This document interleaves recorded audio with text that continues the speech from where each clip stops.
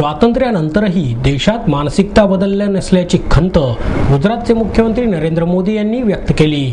MITच्या वतीने नरेंद्र मोदी यांच्या हस्ते शारदा ज्ञानपीठमचे प्रमुख पंडित वसंतराव गाडगीळ यांचा 61 पूर्तीनिमित्त सन्मान करण्यात आला.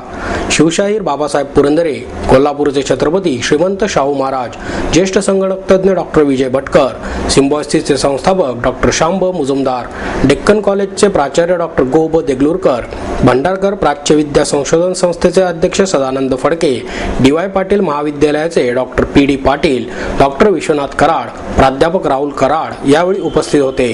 प्रभाकर जोशी लिखित महाकाव्यम भीमायनम या ग्रंथाचे लोकार्पणही यावेळी करण्यात आले.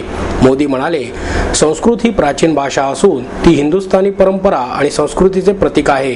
मात्र आजच्या काळात त्याला विरोध करणारे अनेक जण असून त्यांना लॉर्ड मॅकॉलेची मानसिक गुलामगिरीचे प्रतीक असणारी शिक्षण पद्धती आणि इंग्रजी भाषा जवळची वाटते. त्यामुळे मॅकॉलेचे स्वप्न पूर्ण करणारे देशाच्या गल्लीबोळामध्ये कार्यरत आहेत.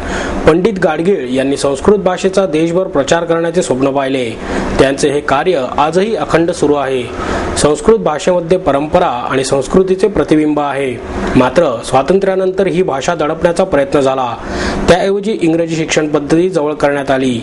इंग्रज शिक्षणतज्ञ लॉर्ड मॅकॉलेनेही हिंदुस्थानी नागरिकांना मानसिक गुलाम बनवणारी ही शिक्षण पद्धती लागू केली होती. प्रभाकर जोशी यांनी संस्कृत भाषेमध्ये लिहिलेले डॉक्टर आंबेडकरांचे चरित्र हा देशातील अनमोल ठेवा आहे. अंध असताना त्यांनी केलेले हे कार्य डोळे असणाऱ्यांना वेगळी दृष्टी देणारे ठरणार आहे. त्यातून सामाजिक समरसतेला प्रेरणा मिळणार आहे असेही ते म्हणाले. लेकिन इस प्रकार के व्यक्तित्व से मेरा परिचय अलग अलग प्रकार से हुआ है और मैं उन सब में एक समानता का अनुभव कर रहा हूं. और इसलिए अगर मैं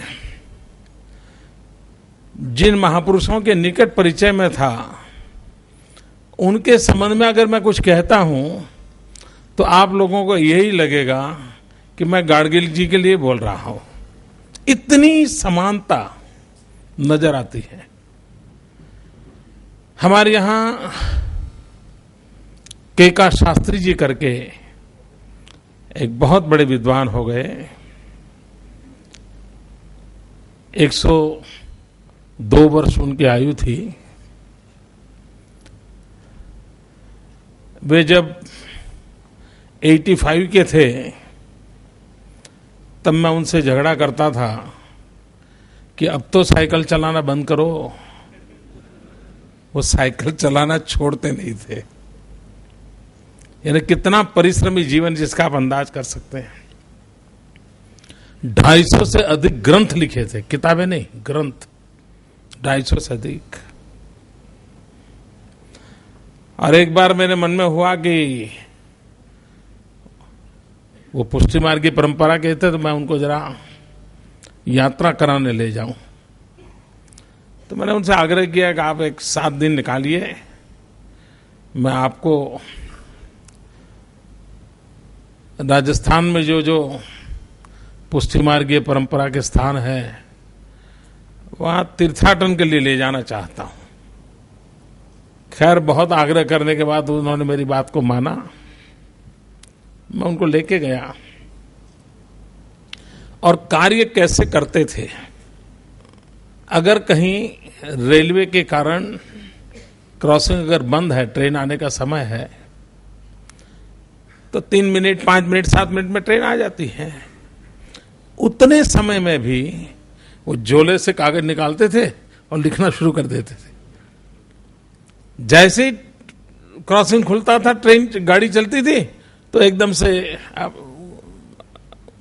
अपना गाड़ी सामान कार में रख करके फिर यात्री के रूप में चल देते थे. यानी पल पल का उपयोग इस प्रकार के विद्वज्जन और जीवन को जिन्होंने काम के लिए खपा दिया है वो कैसे करते हैं.